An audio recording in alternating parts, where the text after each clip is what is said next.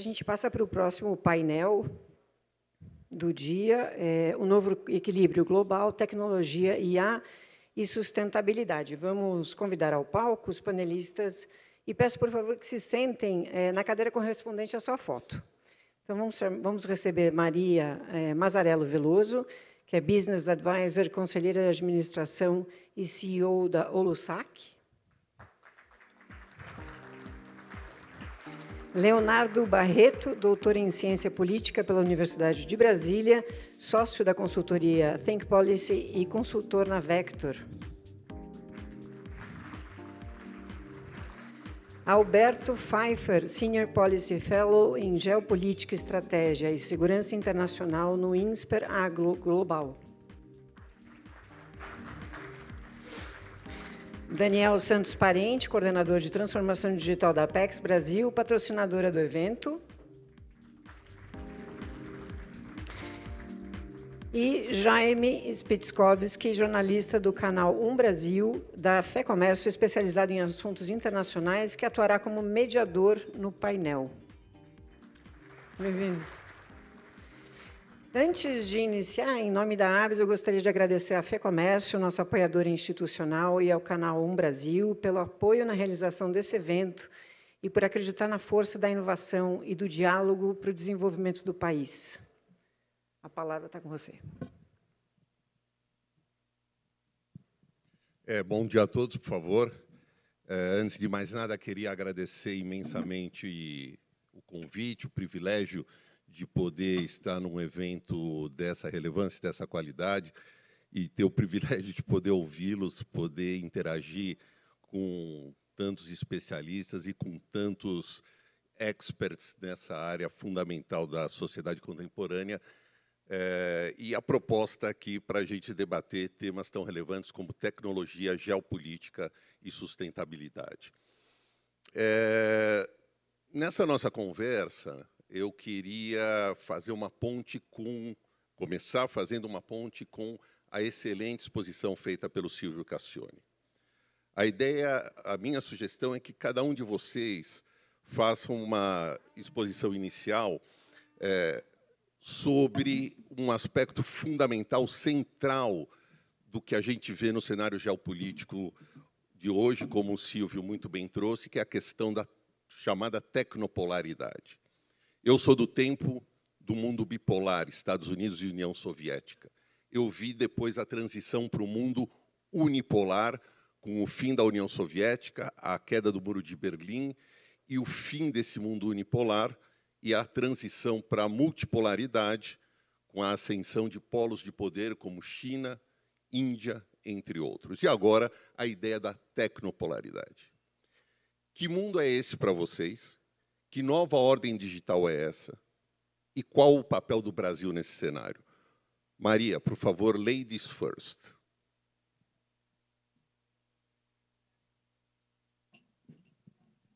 Alô? Obrigada, Jaime. Queria agradecer ao Andrés, a Silvia pela curadoria da mesa, dar as boas-vindas aqui a meus colegas de painel.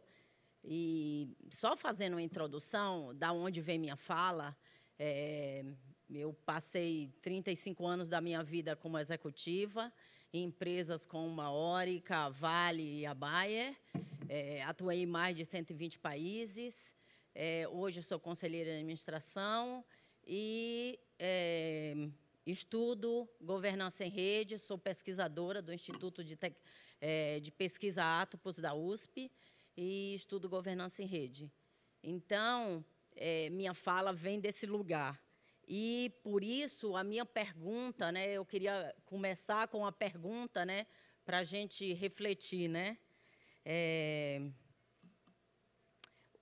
Será que o mundo já entendeu que quem governa dados, energia e hiperinteligências redesenha o planeta? E nós, o Brasil, ainda estamos esperando o quê para redesenhar o nosso lugar? Essa é uma das primeiras coisas, né? E, na verdade, a gente vive uma disputa real que passa por entendermos justamente como governamos essas que eu gosto de chamar geoinfraestruturas. Na verdade, esse mundo tecnopolar, ele vai um pouco mais além do que isso, eu vou um pouco mais além do que isso que Silvio trouxe, é essencial, porque a gente hoje vive em choques constantes, em geopolítica, em guerra, em protecionismo, em sanções, de um lado os Estados Unidos, olhando suas restrições tecnológicas, intensificando as suas questões, a China acelerando suas substituições, olhando chips, olhando IA, 5G, energia e metais raros, né? E a disputa, na verdade, mudou de lugar. Ele saiu da diplomacia, né, e desceu para a camada da infraestrutura, e a gente precisa entender isso, porque essa infraestrutura desenha novas cadeias de valor. E quando a Eurásia, né, diz que o mundo deixou de ser bipolar e passou para tecnopolar, o que está em jogo vai muito mais além de tecnologia. E aí eu trago um novo olhar, porque se a gente ficar preso em pensar que a gente está baseado só em tecnologia, não entendemos o deslocamento que a sociedade está tendo. A gente deixa de ter disputa de território físico e passa a ter governança de infraestrutura. A nossa disputa hoje é por infraestrutura. É essa a diferença. E essa nova camada de poder é uma geoinfraestrutura dos fluxos, os fluxos energéticos, os fluxos digitais, os fluxos ecológicos. Então, quando o Silvio traz também a questão do G0, não é só um mundo sem líderes, né? É um mundo sem árbitro comum. Na verdade, a coordenação passa a ser relacional. E essa baseada em acordos de interoperabilidade, que a gente entende muito bem, que trabalha com digital, né? E mais do que viver num mundo tecnopolar, eu costumo dizer que a gente agora vive num mundo Pluto, né? Líquido, unilateral, tenso e omnirrelacional, né? Que exige um outro olhar sobre o mundo. Menos vertical, mais conectado, menos controlador e com mais interdependência estratégica. E é esse olhar que precisamos mudar para que entendermos como navegar nesse novo mundo. Como falou Silvio, a geopolítica não vai mudar, não vamos voltar ao que era depois da Guerra Fria. A gente precisa entender que hoje quem governa não é mais quem controla territórios. A gente continua tendo guerra por territórios, mas é porque a gente ainda continua preso no passado.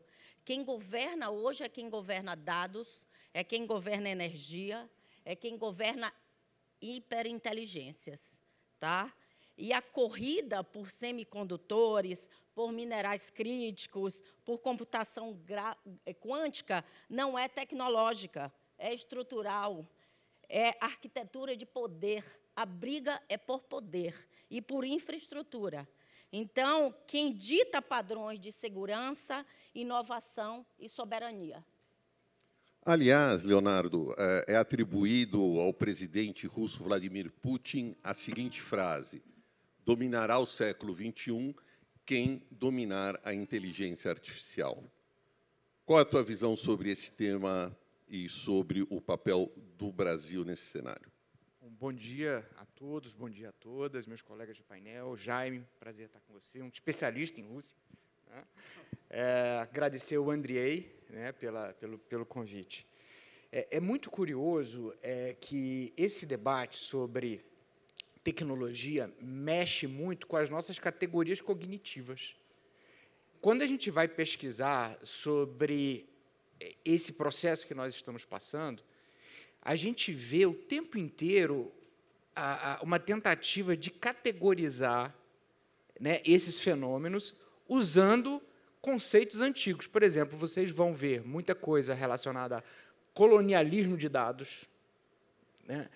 Tecnofeudalismo, né? O ministro Gilmar Mendes, esses dias, usou esse termo, mercantilismo de inteligência, que se refere a essa questão que o Putin se referiu, né? Que, no fundo, quando a gente está falando de uma geopolítica da inteligência artificial, quem vai controlar a inteligência?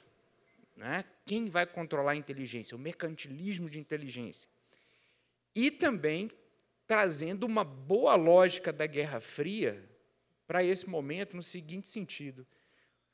Os países, e aí eu estou falando especialmente no nosso caso, não é que...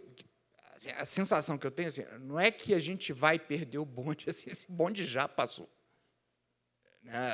O que eu quero dizer é o nível de desenvolvimento, o nível de avanço que se tem em outros lados é um absurdo, né?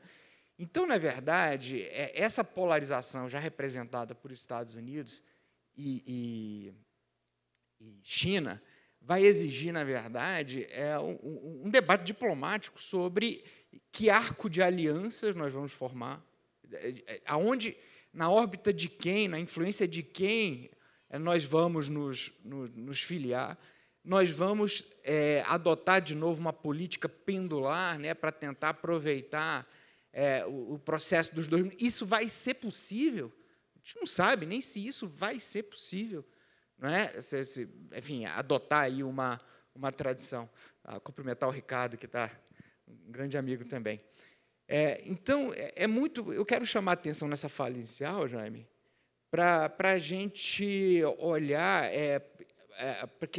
para o estágio que a gente está nesse processo, que é um estágio cognitivo, inclusive, de criar as categorias para a gente conseguir compreender esses processos pelos quais a gente está passando.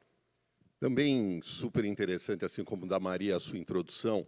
E, para falar no jargão jornalístico, você nos proporcionou um lead com a frase "o bonde passou", né? Ou seja, o lead é a introdução à reportagem. Alberto, o bonde passou mesmo? Falando em bonde, Jaime, acho que a gente está um pouco atrasado tecnologicamente, né? Eu preferia pensar em foguete, em espaço sideral, que é uma das duas novas dimensões espaciais, espaço no sentido de superfície, de território, da geopolítica contemporânea.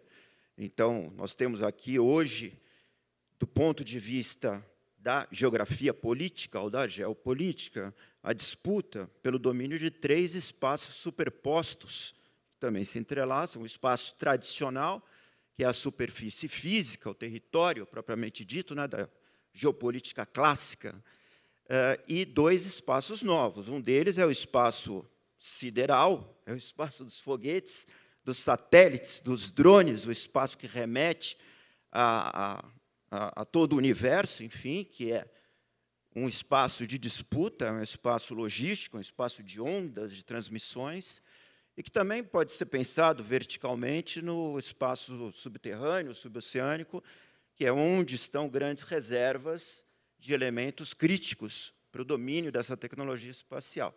E outro espaço é o espaço da virtualidade, tem sido, talvez seja o foco principal deste encontro, já que aqui há uma nova parceria que, a partir da reconstrução do Estado Nacional, que fica muito claro com Donald Trump, com esse momento do unilateralismo, da supremacia do conceito de Estado Nacional, é um Estado Nacional embebido, o que trabalha em conjunto com grandes corporações, notadamente tecnológicas. É o segredo da China, é o segredo dos Estados Unidos, é um segredo que é um segredo tecnológico, é um segredo de liberdade de atuação, né? As empresas tecnológicas chinesas são arietes da expansão chinesa, da busca do interesse chinês, da mesma maneira o americano, é tradicional isso. Agora, nesse sentido, é importante a gente discernir bem conceitos que talvez, por serem, e o Leonardo lembrou bem, eles serem trazidos de contextos anteriores, eles têm alguma miopia, alguma distorção na aplicação contemporânea. Eu creio que o contexto a ideia de nós usarmos essa terminologia das polaridades, que foi uma terminologia clássica para explicar a Guerra Fria, implica em forças simétricas e antagônicas, mutuamente excludentes. E esse ainda é um mundo da interdependência. Ficou claro na exposição do Silvio, que nós estamos aqui lidando entre Estados Unidos e União Soviética, voltei à Guerra Fria, entre Estados Unidos e China. Se revelou que você é do meu tempo também. Pois é, né? Estamos juntos, né, nos bondes, no tempo dos bondes de São Petersburgo. Mas, enfim, o que há aqui é uma interdependência, uma rivalidade interdependente, uma disputa por hegemonia, por preponderância, mas que não pode abrir mão nem de um nem de outro. Se um tem a tecnologia da purificação das terras raras e da disponibilidade dos minerais críticos, o outro tem a dianteira na produção ou no domínio das plantas industriais, das impressoras de chips ultra sofisticados.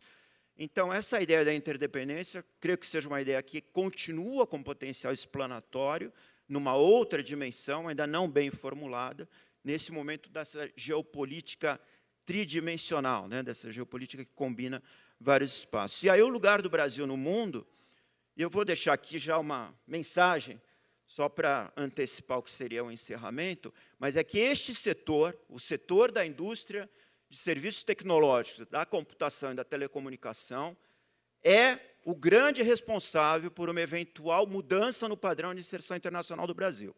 Hoje, a discussão sobre o tarifaço está centrada em comércio de bens. Estamos falando em agricultura. Mas nosso grande déficit é o déficit de serviços. Nós acumulamos, nos últimos 5 anos, 200 bilhões de dólares de déficit na balança de serviços, dos quais 1/4 é na indústria de tecnologia, de informação, de telecomunicações, o setor dos senhores. É o setor que a gente tem um déficit anual com os Estados Unidos, é um déficit com todos os grandes parceiros, e que, de alguma forma, precisa ser equacionado. Porque, senão, nós continuaremos numa dependência, uma dependência que não será só tecnológica, mas será também financeira, enfim. Então, esse é o setor crucial. Como fazer? Há maneiras de fazer. Mas isso nós conversaremos no transcorrer do painel. Bom, já temos 3 falas introdutórias e 3 leads, né? Daniel, as suas percepções, sobretudo em função também do que o Alberto acaba de colocar, sobre a importância desse setor no qual você está inserido para, repetindo o termo, a inserção do Brasil no cenário internacional. Bom dia a todos. O Brasil tem que se colocar como um fornecedor e não como apenas um consumidor de soluções de software e tecnologia. E é aí que a Apex Brasil entra apoiando o setor de vocês. Meu nome é Daniel Parente, sou gerente de transformação digital da Apex. É uma honra participar aqui do evento. Trago um abraço do presidente Jorge Viana, diretor de gestão Floriano Pêsaro e nossa diretora de negócios Ana Repesa. Eu vou explicar em 30 segundos como é que a Apex trabalha para que a gente possa se contextualizar aqui no assunto do nosso painel.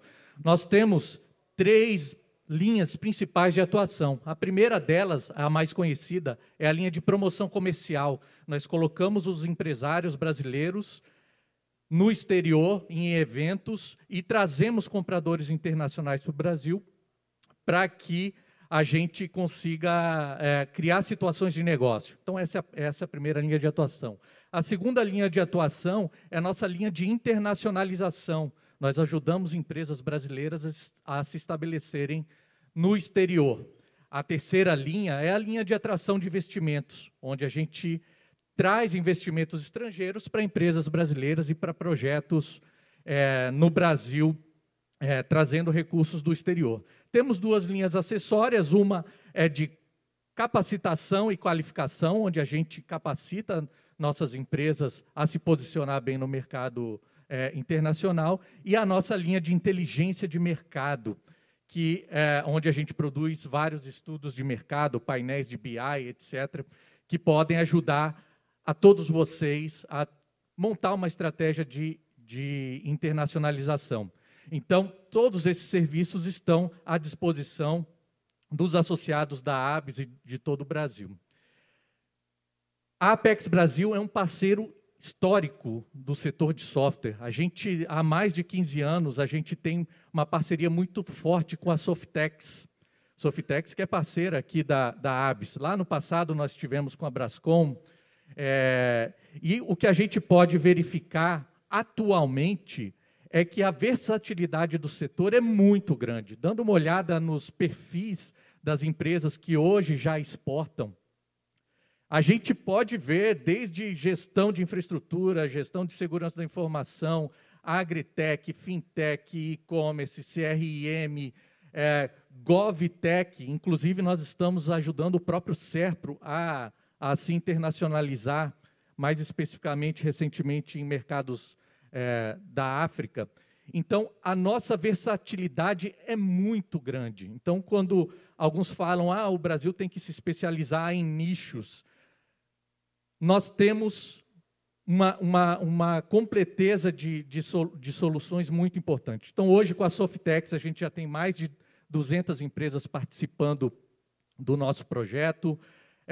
As exportações de software vêm crescendo bastante do ano passado para cá, foi um crescimento impressionante. Eu estava dando uma olhada nos relatórios de exportação. Então, atualmente, nós já temos uma versatilidade muito grande, uma oferta muito grande, uma relevância, principalmente para países com proximidade cultural junto ao Brasil. Tem muito espaço para avançar, e esse espaço para avançar tem muito a ver com as características estruturantes que o próprio professor Silvio trouxe aqui na palestra introdutória, aqui no nosso keynote, e são temas que a gente pode abordar mais adiante na nossa próxima fala. Obrigado. Maria, no seu trabalho, nos seus estudos, você fala muito sobre transições gêmeas, a climática e a digital. Você poderia nos explicar como elas se entrelaçam e como elas ajudam a moldar o cenário global, por favor? Obrigada, Jaime. Lá na minha fala inicial, eu falei sobre infraestrutura, né? E falar sobre infraestrutura é a gente entender que quem governa e com que propósito, né? E aí tem duas forças estruturantes dessa transformação que está acontecendo no mundo, e essas duas forças estruturantes é a digital e a ambiental. Essas são as duas forças estruturantes, né? E porque a digital define como a gente decide, e a climática como a gente vive. Por isso que elas são estruturantes. E a primeira cria infraestruturas de decisão, dado, escolhas, e a outra define infraestrutura de existência, que é recursos, ecossistema, e o que a gente vive hoje, na verdade, é o que eu chamo de infraestrutura conectiva, que são sistemas híbridos de humanos, máquinas, ecossistemas que coproduzem esse novo mundo. É isso que a gente vive. E a gente precisa entender essa nova realidade, porque, senão, como falou os colegas, a gente busca soluções do passado. E essas duas forças se entrelaçam. E quem governa dado, energia e confiança não só controla o mercado, controla o metabolismo do planeta e controla o planeta. E nessa disputa, na verdade, entre Estados Unidos e China, ganha outra dimensão, porque os Estados Unidos têm o que eu chamo de infraestrutura cognitiva, plataforma, dados, imaginário, e a China domina a infraestrutura física, minerais críticos, semicondutores, energia, e por aí vai. E ambos disputam território, mas a arquitetura planetária. É isso que está em disputa.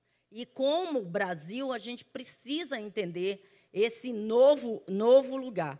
Então, o nosso, e aí voltando, trazendo para o Brasil, o nosso papel no Brasil é entender as nossas fortalezas. A gente sempre está focado em os nossos problemas. Ninguém vai para uma mesa de negociação, já negociei com governos, com sindicatos, no mundo inteiro, mostrando fraqueza. As nossas fortalezas é nossa soberania conectiva, que parte justamente daí, que é o digital, que, apesar que a gente achar que tem um problema, mas a gente que inventou o Pix, gente, só lembrando disso. O ambiental, a gente tem a maior biodiversidade do planeta e, por mais que não queira, a nossa capacidade conectiva. Uma vez, só para terminar, sentada com o Domênico de Massi, que faleceu tem 2 anos, ele olhou para mim e falou assim: Maria, o Brasil não tem a noção do potencial conectivo que vocês têm para 2030, pela maneira que vocês vivem.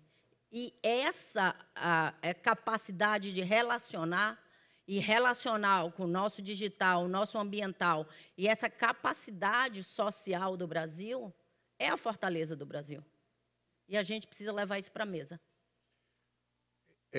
Você mencionou, Maria, a palavra soberania, e o Leonardo estuda muito hoje o impacto que a gente vê no cenário internacional de questões como guerra tarifária, sanções econômicas.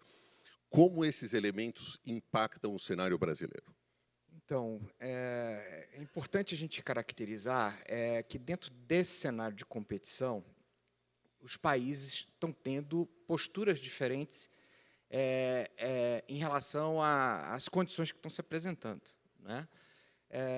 Como eu falei antes, né, dentro dessa perspectiva, muito dificilmente países que hoje estão numa condição de países coadjuvantes, né, como é o caso do Brasil, né, nessa corrida, eles vão ter que escolher e ter suas estratégias para participar desses arcos de aliança, né, transitar nessas esferas de influência, e isso traz para a gente uma série de decisões comerciais, decisões de trocas, né, decisões de como a gente participa desse processo. Como a professora trouxe, a gente tem várias vantagens competitivas para entrar nesse processo. O principal deles mais uma vez, na nossa história, né, a disponibilidade de recursos naturais, que, se a gente puder colocar isso de uma maneira estratégica, pode nos posicionar de uma maneira vantajosa dentro desse processo, né? E aí isso vai significar, por exemplo, ter uma política comercial que não exclua necessariamente os polos, como outros países têm feito, né? Por exemplo, Colômbia agora fez uma opção por serviços de nuvem providos pela China, e isso promoveu a saída de algumas empresas americanas da prestação desse serviço, né? Fazer políticas de atração de infraestrutura. O Redata, a gente vai sair de uma estrutura tributária de quase 55%, né, de impostos e taxas sobre a implantação de data centers para 2%. Aliás, acho que até o pessoal deu uma exagerada, né, porque 2% não vai pagar nenhum impacto desse processo. E aí, eu acho que a gente, enquanto setor privado, e esse é um dever de casa, muito provavelmente a gente está nessa fase cognitiva. A gente vai tentar achar os princípios que vão mobilizar a sociedade em torno de uma estratégia de digitalização do país. Isso é muito importante, assim, o envolvimento da sociedade dentro de um esforço de mobilização da digitação, da transformação digital. E, por último, um trabalho muito grande de educar stakeholder, né? Se é difícil para a gente que está aqui, é muito difícil para o cara que está lá no Congresso decidindo sobre política de IA, política de governança de dados, política de uma série de coisas. A gente tem que ter muita capacidade de produzir conteúdo para influenciar esse processo, né, para aumentar a qualidade dele, e dessas variáveis derivam, né, a nossa chance e a qualidade da nossa inserção dentro desse processo. Ainda na esteira do que o Leonardo colocou, Alberto, Você usou a estratégia do teaser, né? Você colocou ali que você teria aquela importante mensagem que você colocou na introdução. Você podia desenvolver a ideia, por favor? Bom, a ideia é simples, mas a operacionalização dela não é tão simples assim. É claro que envolverá o governo, ajudando com alguma regulamentação que possibilite a nós termos maior autonomia na produção e no comércio de serviços tecnológicos, né? Não é algo que se pautará por uma abordagem canônica. Falando em português claro, a gente vai precisar importar gente, né? Vai precisar importar engenheiros, a gente não tem engenheiro. Então, se a gente quiser se internacionalizar, entrar nos fluxos de serviços tecnológicos de ponta, de última geração, não dá tempo de preparar uma geração de engenheiros para alcançar essa corrida na qual nós já estamos muito atrasados. Então, o jeito seria trazer empresas e trazer capital humano, e desenvolver um parque educacional, tecnológico, que fosse treinando novas gerações, novos técnicos para dar conta disso. Agora, é essencial do ponto de vista da autonomia brasileira. Nós temos, sim, uma densidade, né, um lugar no mundo proporcional, nosso tamanho físico, população. Nós temos um grande recurso, muito escasso no resto do mundo, que é a água. Então, tudo que a gente fala de recursos naturais, no fim do dia, é H2O. Né? É basicamente isso. Nós somos fornecedores do bem público global, que é segurança multidimensional. Então, quando nós exportamos ou asseguramos o suprimento de alimento, de água, de território, de biodiversidade, a gente assegura paz social, paz interna nos países que são receptores disso. Né? Podem ter certeza que países multiétnicos, multirreligiosos, multinacionais, como Rússia, China e Índia, o grande desafio todo dia dos líderes desses países, quando acordam, é manter a coesão interna desses países. E o Brasil é um garantidor desse exercício. Né? No dia que faltar soja para alimentar o porco da China, a China vai ter um problema sério de fome.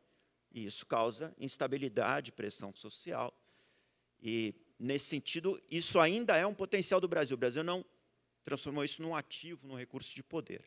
Mas, do ponto de vista tecnológico, que é onde a corrida se dará, e já se dá no agro, na gestão ambiental, é preciso que nós saibamos traçar essas rotas de diminuir o nosso déficit comercial nisso, aumentando a nossa produção interna e dotando esses nossos atributos de poder, recursos naturais, ambiental, dos serviços condizentes. Né? Então, não dá para deixar de pensar, por exemplo, que em algum momento a gente pode ter todas as árvores da Amazônia chipadas e com drones ou satélites controlando. Né? E aí a gente tem uma maneira de mostrar para o mundo, acho que não está nem tão longe disso acontecer.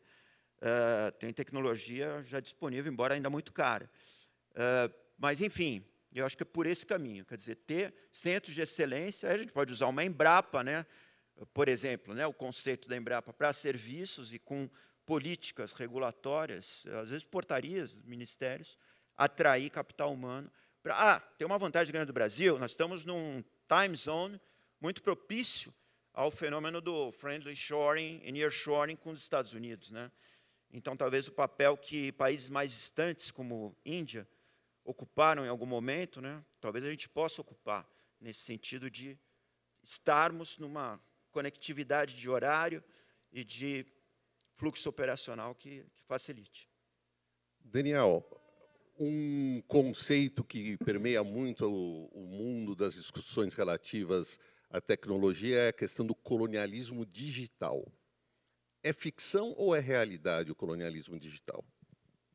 Do ponto de vista do trabalho da Apex Brasil, de posicionamento do Brasil como fornecedor de soluções no exterior, nós temos uma série de fatores estruturantes que a gente precisa atuar para ampliar essa presença. Muitos desses fatores foram discutidos na fala de abertura, no keynote aqui, junto aos colegas, e um deles, que também já foi citado, é o que a gente chama de diplomacia digital.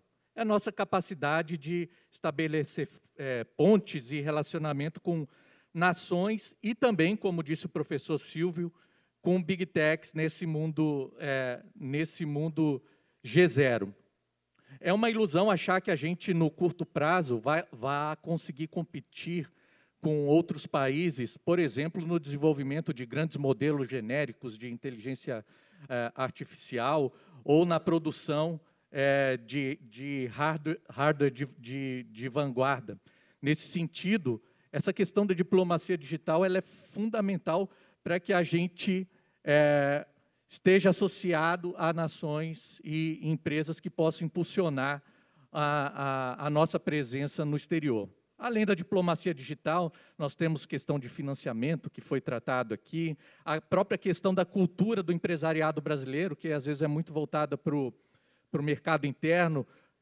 O mercado externo é para vocês também, então tem toda uma parte de cultura, o acesso à infraestrutura, foi falado aqui do Redata, do Plano Brasileiro de Inteligência Artificial, que são pontos de partida interessantes, mas o trabalho da Apex reflete toda essa cadeia. Quando a gente coloca um empresário para conversar com um comprador internacional ou um empresário para conversar com um investidor, ele está sentindo todos os prós e contras de toda essa cadeia que nós colocamos aqui nas falas. Eu queria aproveitar o privilégio de ser o mediador desse painel e trazer, e eu não sei qual de vocês gostaria de responder essa pergunta, que é uma curiosidade pessoal minha. Eu morei em Pequim de 94 a 97 como correspondente da Folha de São Paulo, e, à época, se dizia com muita intensidade, de forma muito assertiva, que a China jamais seria uma potência tecnológica, porque jamais haveria inovação em escala importante num regime autoritário, num regime que não permitisse a liberdade de expressão ou a livre circulação de ideias. Essa assertiva, tão comum aqui no nosso mundo ocidental, se provou absolutamente incorreta em função do que a gente vê hoje. Número 1, por que isso aconteceu? E número 2, há lições que a gente possa tirar da experiência chinesa? Por favor, eu joguei a pergunta. Quem se sentir habilitado... Não, é um grande dilema, né? A época, né, final da década de 90, que você se refere, ainda vigorava o paradigma do Fukuyama, né, o último homem e o fim da história, que é a ideia de que modelos econômicos liberais acabariam levando necessariamente a liberalização das sociedades, né, e quem não obtivesse essa situação ficaria para trás. Eu lembro de um editorial dessa época também, escrito no Wall Street Journal, que dizia assim: olhe para Brasília, não para Pequim. E aí, por que ele dizia isso? Porque o Brasil tem tanta condição física, né, quanto a China, recursos naturais, e tem democracia, né, tem um marco normativo, né, que é fundamental para o desenvolvimento e para a inovação. E hoje a gente vê um questionamento disso, né? E uma boa parte da tensão e da polarização que a gente tem é exatamente no sentido de começar a ver sociedades que pensem que talvez a democracia não seja a condição sine qua non para alcançar desenvolvimento, o que é uma coisa muito perigosa, né? E nos traz aí uma fronteira muito grande. Agora, de qualquer maneira, quando a gente olha para todo o processo de normatização que a gente tem na América Latina, né, os países tentando buscar alternativas legais para lidar, né, com essas inovações, a gente vê a questão ética ainda posicionada de uma maneira muito forte. Tá? Então, o que eu queria te dizer é o seguinte: você pode ter tido um salto, né, de desenvolvimento tecnológico, talvez pela grande mobilização de recursos que foi colocado, por alguma liberdade, né, do ponto de vista econômico, mas a questão normativa ainda é fundamental, né, está na base do processo das regulações que a gente tem visto na América Latina e também no mundo, não é? E acho que isso não esvazia, né, a importância da liberdade e da democracia como um elemento fundamental para a produção do desenvolvimento, especialmente quando a gente olha do ponto de vista da sustentabilidade em todas as dimensões que a gente possa imaginar, né, que tem esse conceito. Posso acrescentar? Por favor. Jaime, é interessante porque se a gente olha a China só com olhar de democracia ou não, e a gente olha uma frase de Amartya Sen, que é Prêmio Nobel da Economia, não existe desenvolvimento sem liberdade. Outra coisa que a gente tem que pensar é o que nós somos capazes de abrir mão pelo desenvolvimento. Não sei quem já foi em Singapura. Singapura, você é vigiado 24 horas por dia. É uma democracia. Né? E a outra coisa que temos que pensar é quem é a China. Né? A China é um país que tem toda uma tradição cultural e uma história civilizatória completamente diferente do Ocidente. Então, isso não pode ser desgarrado do que a China é, porque a China, hoje, é o que é, um dos motivos é pela cultura dela. E acredito que temos muito a aprender com a cultura da China, porque, em algum momento, a sociedade inteira, mesmo a democrática, né, abre mão de sua liberdade, por várias questões. E eu sempre questiono. Nossos dados, a gente anda na rua, quem controla a nossa imagem? Quem disse que eu quero que minha imagem seja controlada por uma terceirizada da Prefeitura de São Paulo? É a mesma coisa. Então, hoje, nossos dados são controlados pelo STF. É fato, o programa do STF controla nossos dados. Então, é um pouco assim, raso a gente dizer que só a China, que por ser um país comunista, tem um controle sobre os seus cidadãos. Eu acho que a discussão tem que ser muito mais profunda e muito mais cultural. E, agora, além, a cultura da China não tem como copiar, mas uma das coisas que precisamos aprender é sobre educação.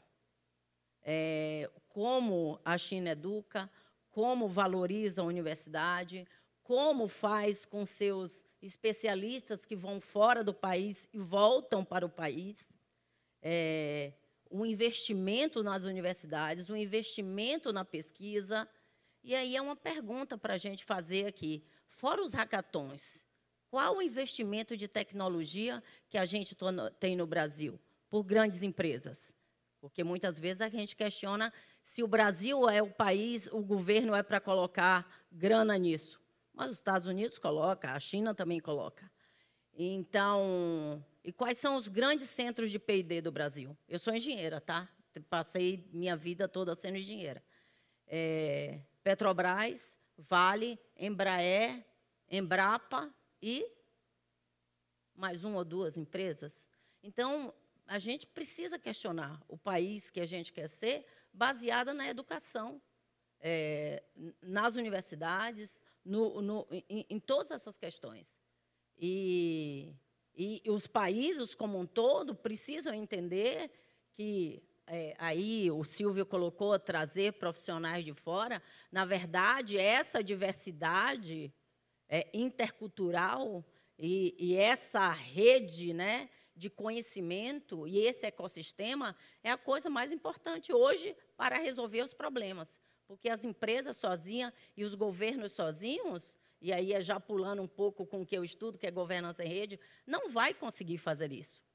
Não vai conseguir responder à complexidade que temos no mundo atual e a complexidade que se desenha em diante. Então, esse relacional, esse aprender, essa diversidade de conhecimento, esse ecossistema que precisa ser, vamos dizer assim, fortalecido. As empresas cada vez mais trabalhar com as universidades, trabalhar com o governo e as universidades trabalhar com com as empresas. E aí é um lamento que eu faço. É uma dificuldade imensa. Eu trabalhei 35 anos com as empresas. As universidades não querem trabalhar com as empresas. Aí você vai para a universidade, as empresas não querem trabalhar com as universidades. Então, assim, temos uma questão no Brasil que é seríssima. E não vamos desenvolver P&D, e aí falo com fala de engenheira, se essa conta não for resolvida. E eu acredito que foi essa conta que a China resolveu. Educação e desenvolvimento, P&D, e dinheiro em P&D, e empresa, P&D e governo atuando junto. E aí, se é comunista ou democrático, o que for, depois a gente entende, mas foi essa na minha visão. Você quer falar, Alberto? Sim, rapidamente, né? Se a gente teve o tempo do último homem, do fim da história, agora nós estamos no mundo ou no tempo da retomada da geografia. E no desenvolvimento, não do último homem, mas do primeiro homem-máquina da inteligência artificial, tecno-homem, seja lá o que for. Mas, tirando de lado essa divagação, a China, economia de planejamento central, não há liberdade democrática, o que seria o pré-requisito para um ambiente inovador, livre circulação de ideias, livre debate, livre empreendedorismo. O que há lá? Há um comando central, mas a competição descentralizada, a execução, a operacionalização implica em competição entre províncias, municípios, empresas, em primeiro lugar, se beneficiando da tecnologia atraída ou pirateada, como queiram chamar. Em segundo lugar, com a exposição ao exterior, que aí sim coloca o empreendedor, o empresário, a corporação chinesa, num ambiente competitivo e de criação. Então, o segredo chinês foi esse, combinar esses dois planos e ter o êxito que teve até agora. Se vai continuar, se será sustentável, veremos. Bom, primeiro eu agradeço demais a terem respondido a minha curiosidade de décadas. Agora eu já saio sem essa curiosidade. E, infelizmente, a organização já me cobra aqui em relação ao horário. Eu gostaria de ficar aqui muito mais tempo podendo ouvir os especialistas. Então, queria agradecer demais, Maria, Leonardo, Alberto, Daniel. Muito obrigado, um privilégio poder ouvi-los e, sobretudo, muito obrigado pela atenção de vocês e até uma próxima oportunidade. Obrigado.